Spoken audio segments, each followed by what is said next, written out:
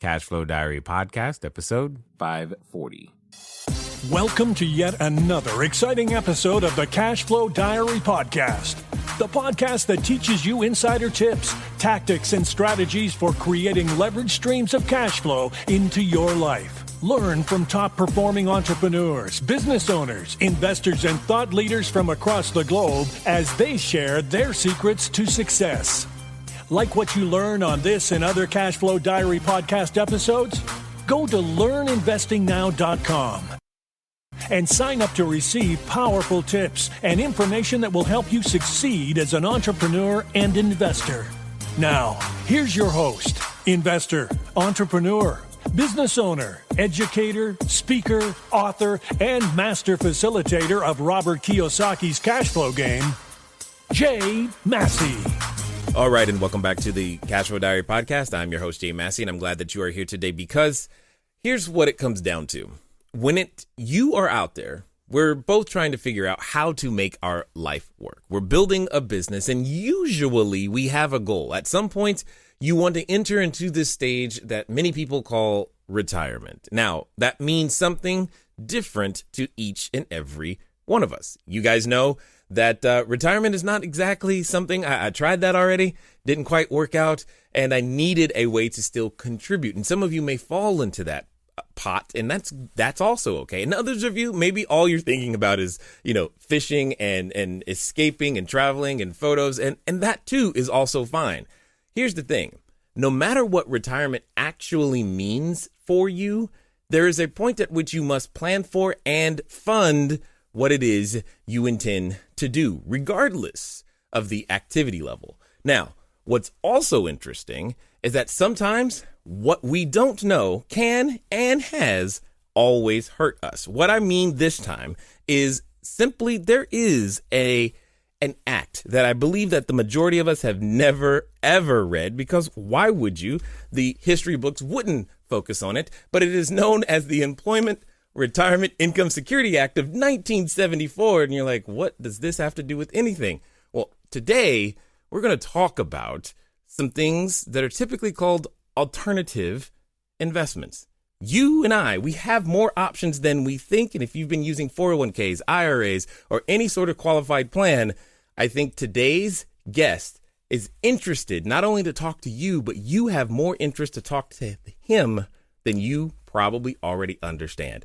I'm, of course, talking about the idea of being able to do more with those assets, those 401ks and IRAs, and you actually think is possible. And I have with me today none other than the founder and CEO of Alto, the alternative IRA, Eric Satz. Now, what's interesting about Eric is that, well, I'm told that he really, really, really likes football a whole lot. Now, we're not going to talk about football, but if something like that comes out, don't be surprised. But let's focus on what he can do, and more importantly, how his company can help you and I make sure that we get the best out of the assets that we have available. So do me a favor.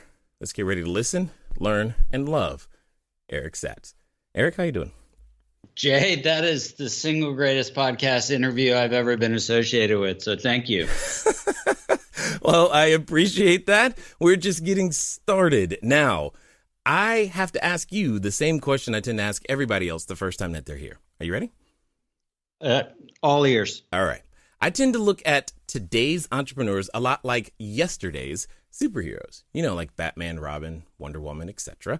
Because I tend to think entrepreneurs and superheroes have a ton of things in common. For example, as an entrepreneur, occasionally I can envision myself flying around town, using our products and services, and saving customers one sale at a time. And yes, at that moment, I am probably wearing a cape.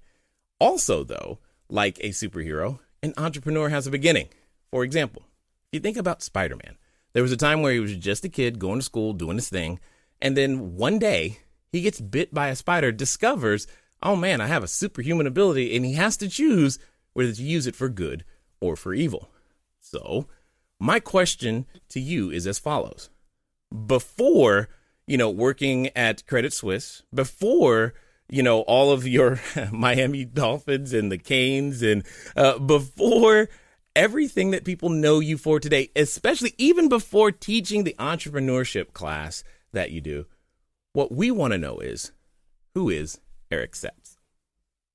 Wow, that's a really good question. I think I'm a product of my parents, which is a very just kind of straightforward and plain vanilla answer, I know, but my parents were my mom and dad were two very different individuals. I'm still trying to figure out how it is they got married in the first place, but their personalities vastly different from one another, and I think both had significant impacts on who I eventually became. And I think my mom in particular had a very strong entrepreneurial influence on my personality. And my dad had a greater sort of level setting, even keel approach to the world. And so I think it's an interesting mix. I do believe that we are who we are when we pop out, and then the rest is environment, right? And I think I feel fortunate that the two major environmental influences on who I am, who I have become, what I have done, were my mom and dad. And so maybe not the answer you were looking for, but it's the one that comes to mind. Oh, no, it totally makes sense. I mean, most of the individuals, when I ask them that question, they start out with someone who's been significant in their life. And not everybody, talks about, parents specifically. But yes, this totally makes sense to me. Now I am curious, though, because I know there's a number of entrepreneurs who are listening that are wondering, what was that path like for you? How did you go from where you started to where you are specifically? Like, what were some of the first, I'm curious, if mom was entrepreneurial, I'm guessing she was supportive of little Eric's first ideas. And I would love to hear about what some of those were.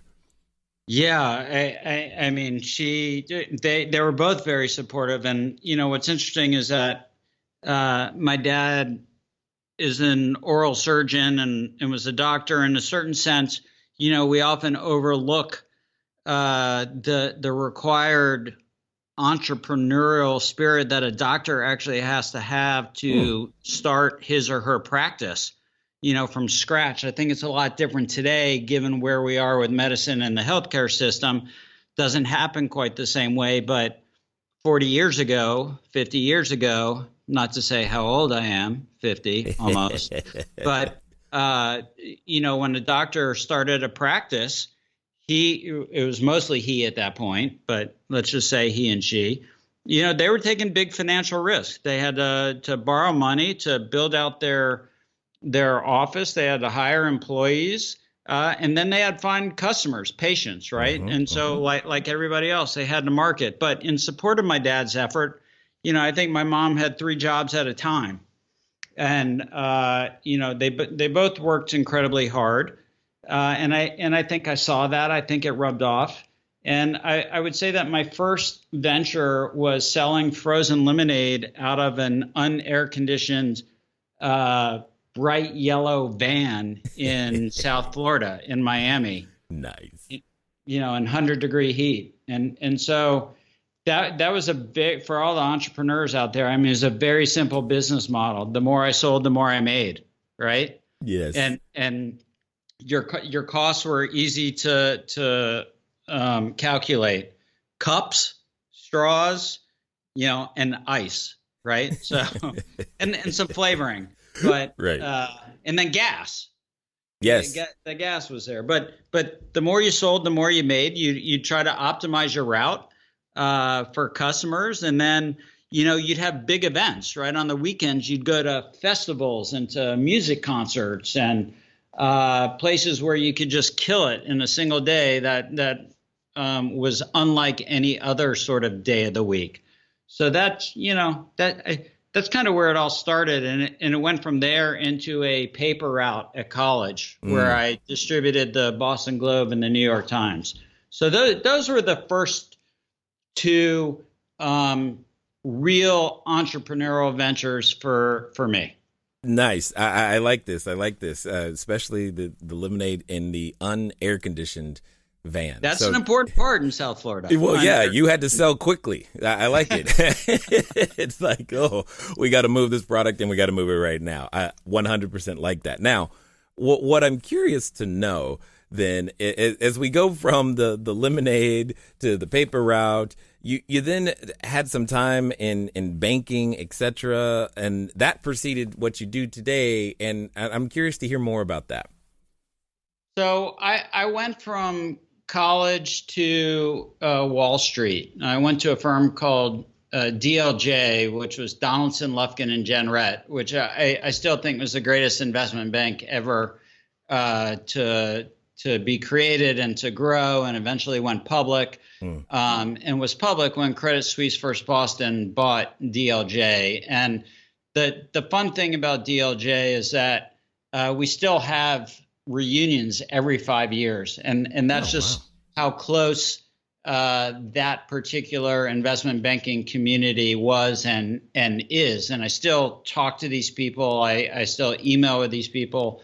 I see them when I go to New York or San Francisco, and that's really fun. It was a special place. And but the other thing about DLJ, it was built by entrepreneurs. Donaldson, Lufkin, and Jenrette were all entrepreneurs. And then it attracted that type of individual as well, which meant that our client base, our customer base, was also very entrepreneurial. You know, Starbucks was a great example. It was a great customer of client of DLJ, and obviously everybody knows Starbucks today. And there were hundreds of others like Starbucks. So I was at DLJ for 3 years before I left to actually found a coffee bar in New York City called Ganymede's Coffee. And part of the reason I mentioned Starbucks is because I opened the coffee bar the same month that Starbucks opened its first location in New York City. Wow. And they got better real estate than I did. And I made, you know, this is important for your listener. I made 3 mistakes when I built out the coffee bar. The first was location. The second was location, and the third, was location. So, you know, I violated the 3 rules of retail real estate. Right. But as with anything, you learn a hell of a lot more in your failures than you do in your successes. You know, when you succeed, you just think you're so great. When you fail, and the coffee bar really was my first failure, you got to take a step back. You've got to assess. You got to self-evaluate, and you really got to dig into, you know, what your plan was, what actually happened, and where you could have done things differently and why, if you even would have done things differently. So, you know, from there, I actually ran back to Wall Street for cover, went back to DLJ eventually. First went to UBS, where I did large bankruptcy restructurings because I figured out that I was good at it on my own. I could do it for other people. Right. I got experience here. I can help. Yeah. No, I mean, it literally is how I got the job. I was having, I think, the single worst interview of my life. And I think just out of mercy, the guy who was interviewing me, who became a real mentor and my boss, was like, well, tell me about the coffee bar. We got nothing else to talk about, is kind of what his face said. And I described to him how I had negotiated my way out of a very long lease. And that for him, you know, the light bulb went off, and it was kind of like, oh, this guy understands negotiation and leverage.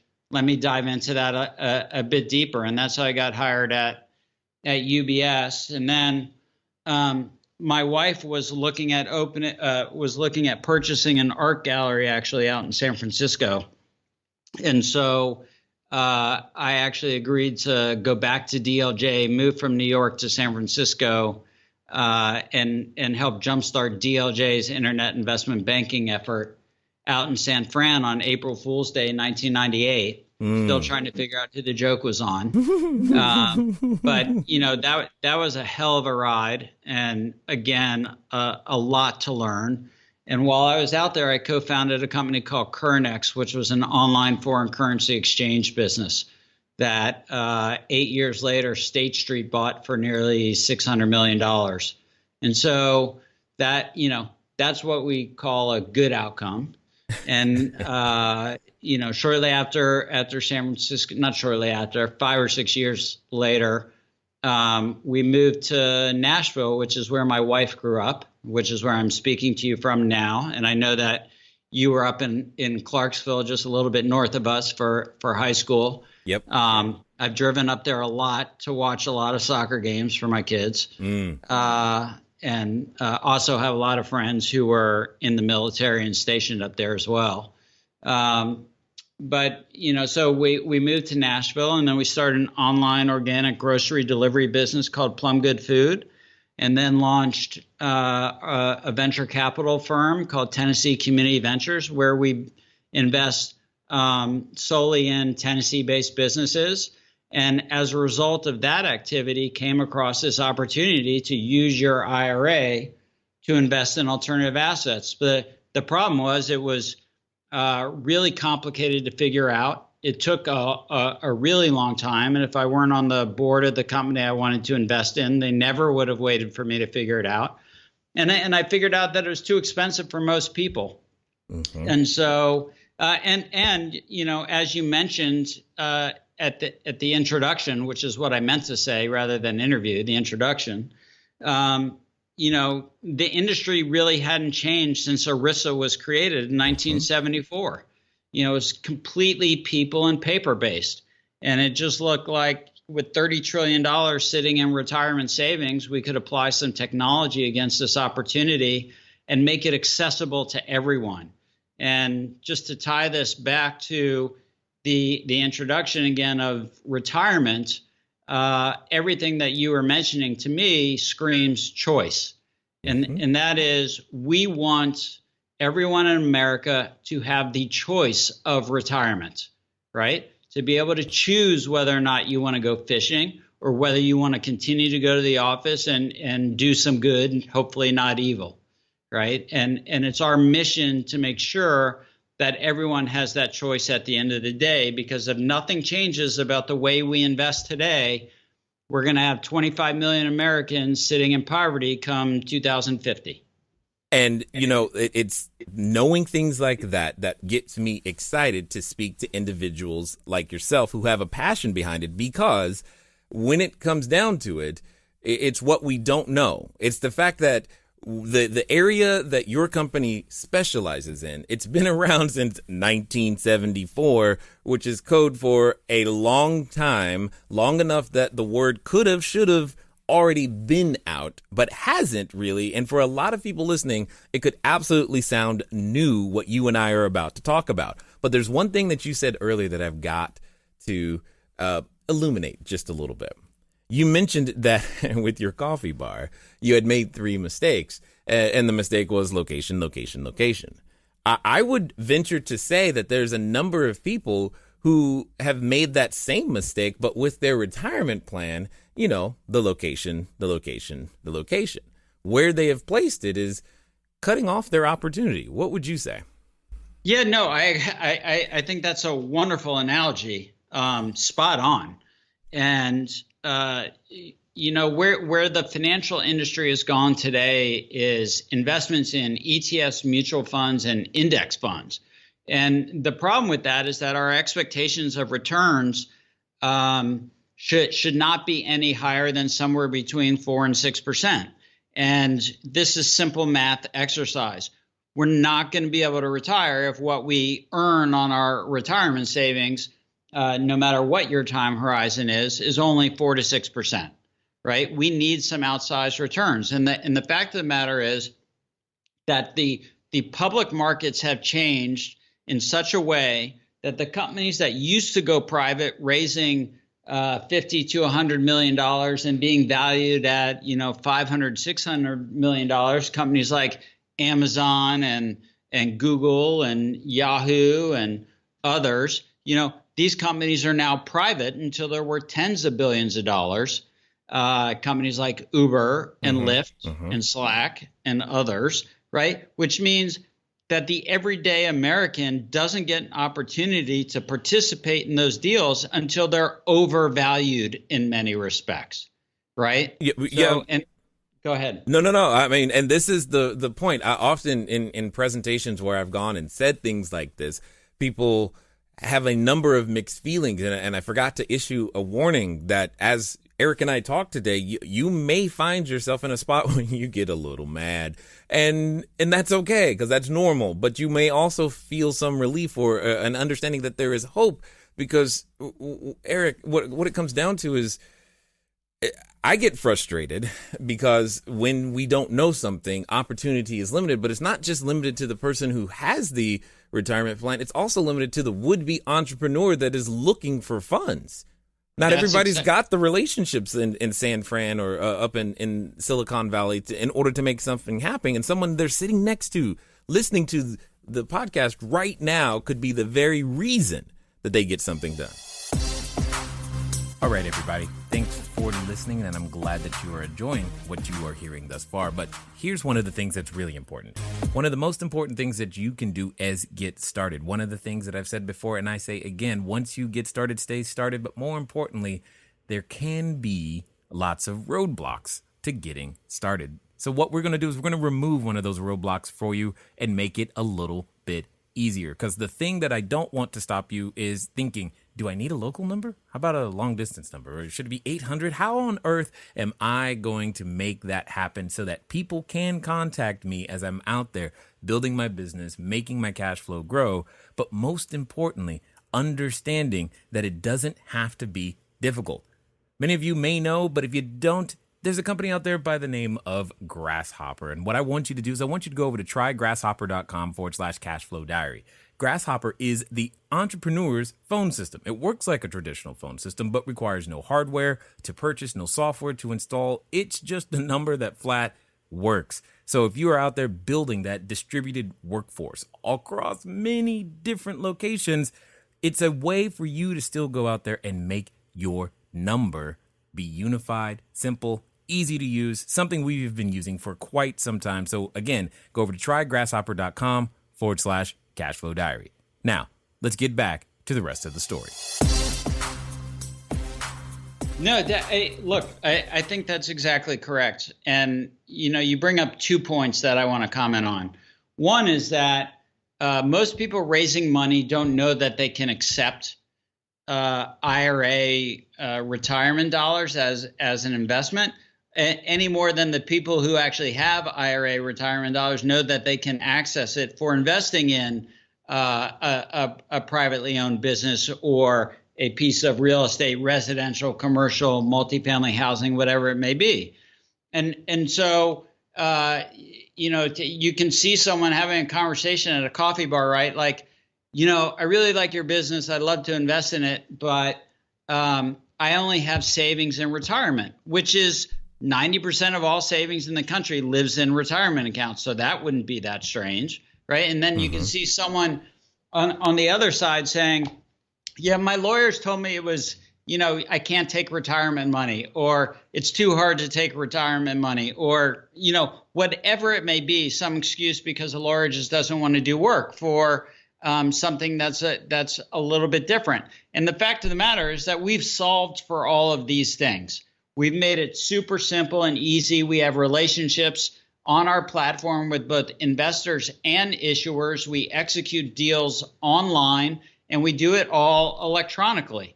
And that was the whole purpose in building the platform. It was to identify scalable technology that works for both the investor and the issuer, entity, individual raising money or selling real estate, and to do it all online in a tax efficient and cost effective manner so that it would be accessible to everyone.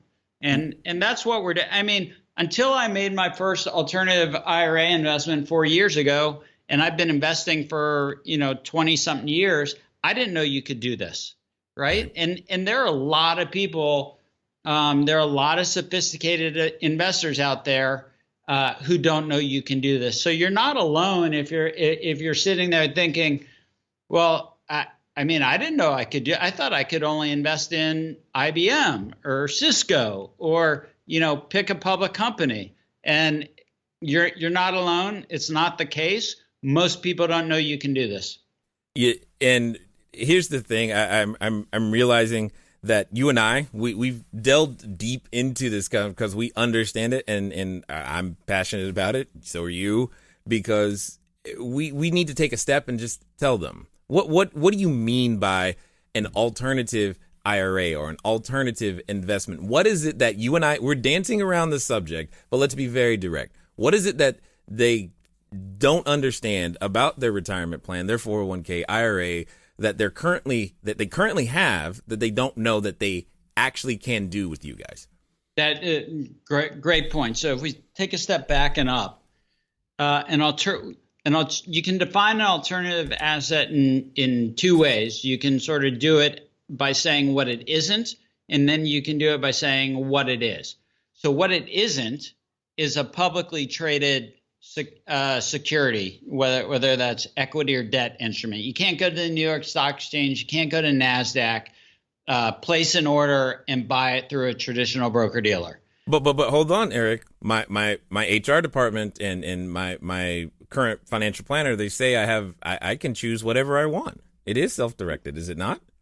So that's why we don't call the alternative IRA. That's why we don't call it a self-directed IRA. To me, saying self-directed IRA is like saying natural food, right? It has no definition. It means something different to every single person who wants to use the phrase. So I can have an account at Fidelity or Schwab or TD or JP Morgan or pick your broker dealer of choice. You can have an account and you can quote unquote self-direct the investments of that account, but that just means you get to choose from the approved list of publicly traded securities that particular institution says is quote unquote suitable for your retirement account. And by the way, the conventional wisdom on what's suitable for your retirement account, and I told you up front, by the way, I'm gonna cut out all the F-bombs. Okay. So I'm not gonna, so I would have dropped one right there. All right. But who these people think they are to tell us what we can and can't invest in. And the idea that we should be investing conservatively with our retirement account is just plain old backwards. All right.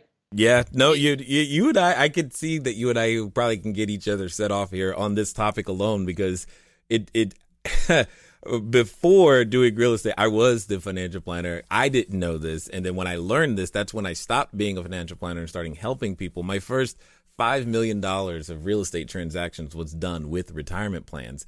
And because I didn't have, and then I knew other people didn't, but I was able to leverage that and to build a career. If not for what you do, there would just not be. And that's what gets under my skin, is that it limits the opportunity of the entrepreneur in so many ways. Drives me absolutely bonkers. Just drives me absolutely bonkers. Because if you think about it, look, you shouldn't touch this money until you retire. America is one of the only countries, the United States is one of the only countries where we say, okay, you need your retirement money, withdraw it early, and you're going to pay a penalty. Right. But almost no other developed country allows you to take out your retirement savings early, and we shouldn't allow it here. But that's another podcast. In any event, let's assume that you're not going to do I'm going to say it differently. Let's assume that you're going to do the smart thing and you're going to leave your money in until retirement. All right. That means these are long-term savings dollars. They should be invested in long-term illiquid assets, because those are the assets that are going to earn you a premium over time. The public markets have a liquidity discount associated with them. Mm-hmm. All right. Mm-hmm. The idea is that you can always sell those securities, get access to your cash, and for that you pay a price. And that is a lower return for the most part.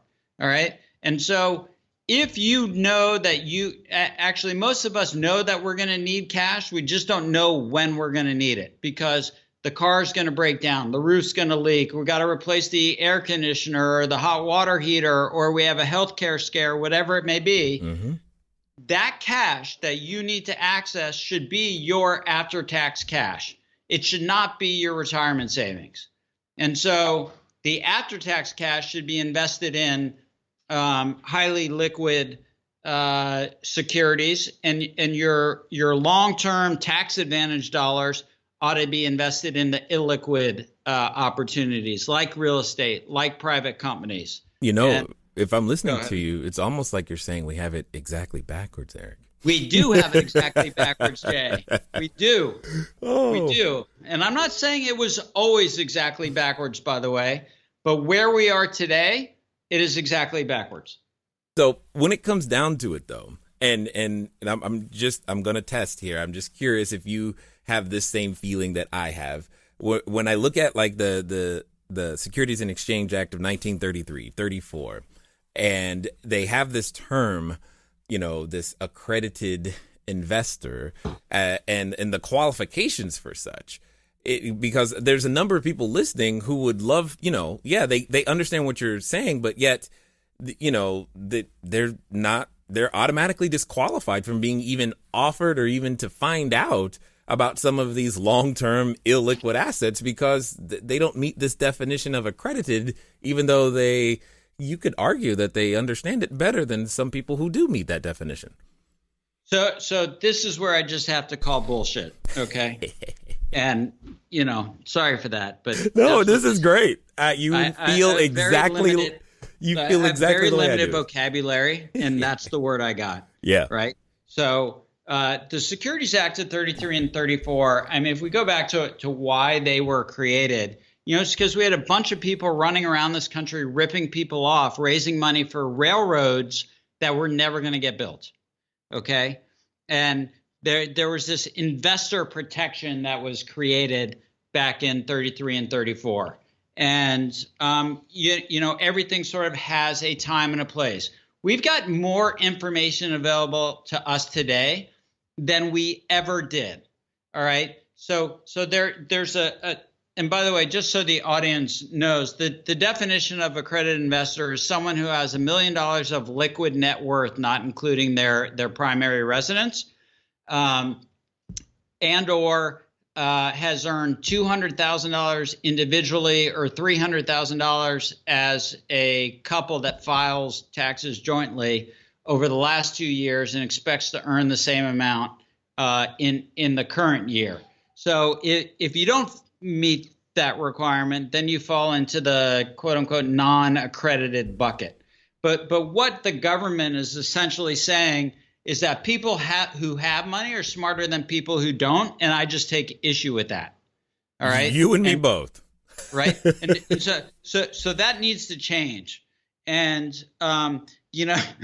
that there are a lot of people who, the joke is, how do they become millionaires? They start with 10 million, right? I think people who know that their future depends on how their investments are going to perform over time. I hope anyway that they're going to do their homework. They're going to do their diligence. They're going to get smart about the investments that they want to make. And I think it's entirely unfair to say that they can't or won't because we've never given them the opportunity. Now that's changing a little bit, by the way. About 3 years ago, the Jobs Act was passed. Yes. This had nothing to do with Steve Jobs. You're right. Although it kind of did, right? It's kind of fitting that it's the Jobs Act. Sure. But Jumpstart Our Business Startups Act. And within the Jobs Act was something called Title III, which resulted in the creation of regulation crowdfunding platforms. And these platforms were created and approved by the SEC and FINRA to allow companies to raise money from non-accredited investors. So now anyone can invest in a private equity opportunity so long as the company that's raising the money is doing so via one of these what's called Reg CF platforms. Examples of this are WeFunder, Republic, Ground Floor, and Silicon Prairie, and others that are out there. And so that's a change that has taken place. It still has, in my opinion, some limitations and restrictions that need to be amended, edited, improved upon. Hopefully that will happen. I know there's a new committee in Washington that's assessing the current regulations, trying to figure out how to make them more useful both to the investor and to the issuer. But that's the beginning of what I hope will be some significant change in this space. So, oh man, you feel like a kindred spirit in so many ways because you're doing something about it. You just chose to do something about it from the other end. I was like, cool, let me go find all of the people who know how to hold and custody the assets, and I'll work with them and tell people, and then create entrepreneurs. Now, I'm curious to know, when you look at this whole scenario, being able to do something with your retirement plan, because what you and I are talking about, I mean, I know what happens, when I talk to people, they say, well, my financial planner said, my CPA said, my accountant said, my bookkeeper said, somebody said, I can't do this. And I'm curious to know, why do you think it is not common knowledge, and why does it feel like, it's hard sometimes to get people to understand that no, you can have more control and it's okay? Well, there's a there's a conflict of interest built into this particular financial channel, right? If you're investing on your own in an alternative asset, there's nothing that your financial advisor can do to benefit from this particular investment, right? They didn't identify the private equity opportunity. They didn't identify the piece of real estate. They're watching your they're watching a significant chunk of your portfolio on which they are earning fees leave their umbrella, right? And so they're not exactly. I'll say it more strongly. It's not in their interest to advise you to invest in alternative assets because they don't make any money on you that way. So it's perverse. And that was the part that got under my skin in a whole different way, because I didn't understand. In fact, I've often told people is because I've done this. This is like an actual transaction where I have went and I bought a building and it had a cell phone tower on it. We were able to sell the cell phone tower separately, and we ended up selling the cell phone tower to one of these places where everyone who is contributing their 401k and IRA money to, that 401k and IRA money came to us vis-a-vis that company. And I'm just like, wow, I just got a whole bunch of their retirement money. They're contributing their $50 or whatever it is straight out of their retirement plan or out of their paycheck. And this company is going to make a very, very big, part of the return and then pay them what's left. And I'm like, I don't like this system. I'm like, wow. And the fact that we don't know this is the challenge. So when it comes down to running into the education space and figuring it out, how loud have you guys found yourself having to be? How many times do you find yourself having to fight for other people simply because because what we don't know? Well, God, I don't even know where to start with my answer on that one, Jay. We got into the business because in traditional entrepreneurial story, right? Like I had a problem. I wanted to use my IRA money to invest in one of my portfolio companies. And it was a disaster of a process and experience. So obviously I did it a couple more times because I wanted to figure out whether I was the only one with this problem or whether there were others. And if there were others, how many and how big was the opportunity? And it was really a utilitarian exercise at the beginning in the sense that I figured out there were $30 trillion in retirement savings, less than 1% invested in alternative assets. And the process that was in place for people to actually access their money and make an investment, assuming that they knew they could, which was the first obstacle. Most people didn't know you could. The second was just overly complicated and time consuming. And the third was it was too expensive for most people to make an investment of a size that they could afford to make. And so what started out as a very utilitarian exercise to fix a very large market opportunity, to fix and address, I should say, a very large market opportunity, really evolved into a passion and drive to address what is a looming retirement crisis in this country. And, I feel like we've got 80 million IRA accounts, 70 million 401k accounts.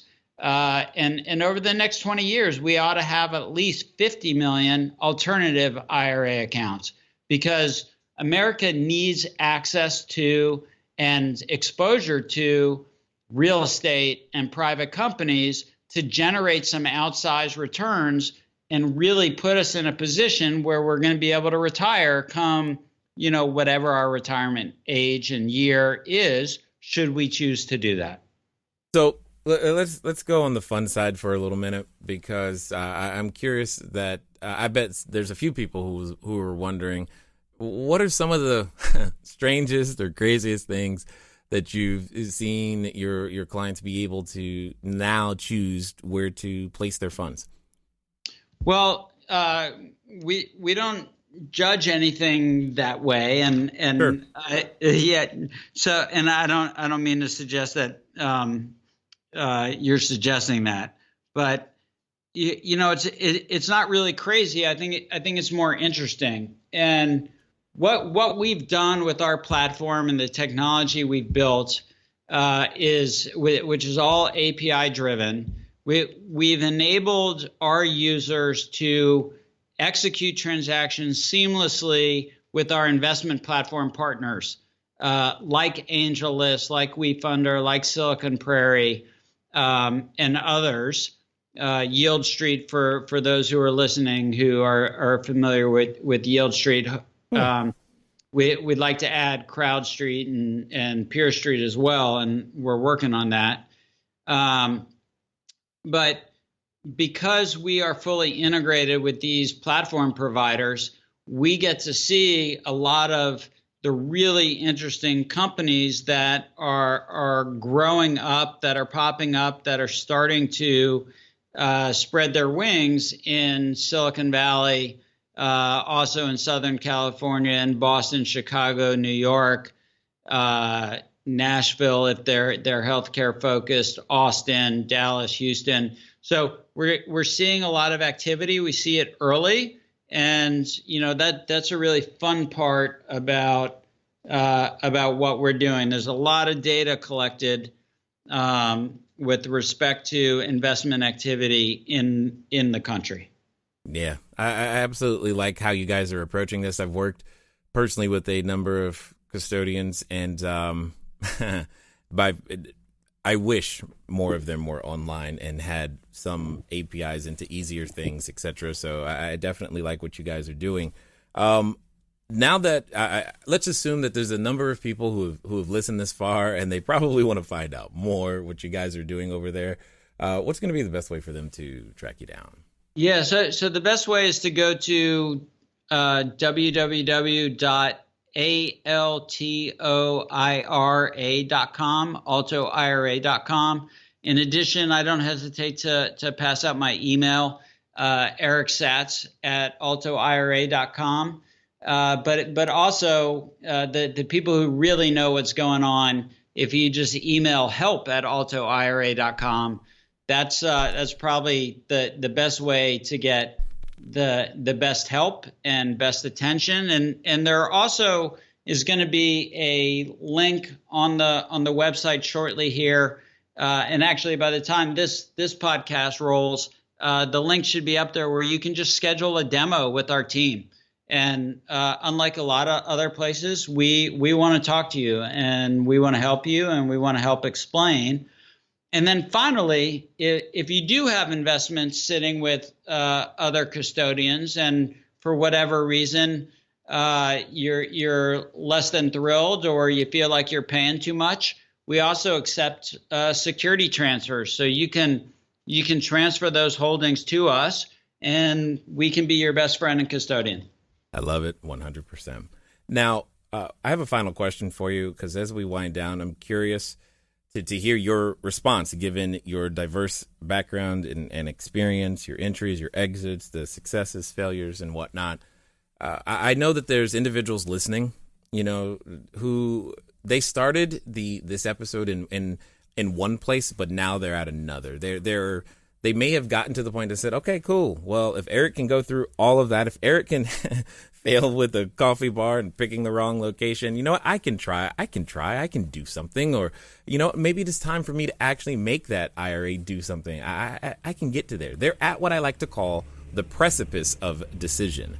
Now, like I know, that when we get to those decision points, we often have a companion, and it's a companion that comes in the form of a voice. And it's a voice that reminds us often of, well, the last thing didn't work, and why is this one going to work? And oh my God, you're going to do what? For who? No one's going to listen to you. Why are you even trying? I mean, don't you know that Wall Street's already got that game locked up? Why don't you just quit? And for some people, they are related to that voice. So my question to you is as follows. Let's pretend that this time it's going to be different. This time they're going to follow through. They're going to do exactly what you suggest, Eric. And they're going to do so in the next 24 to 48 hours. What would you suggest that they do? I'd suggest they go all in. You can't, in my opinion, this is purely my opinion. Well, the first thing, I'm going to step back a second.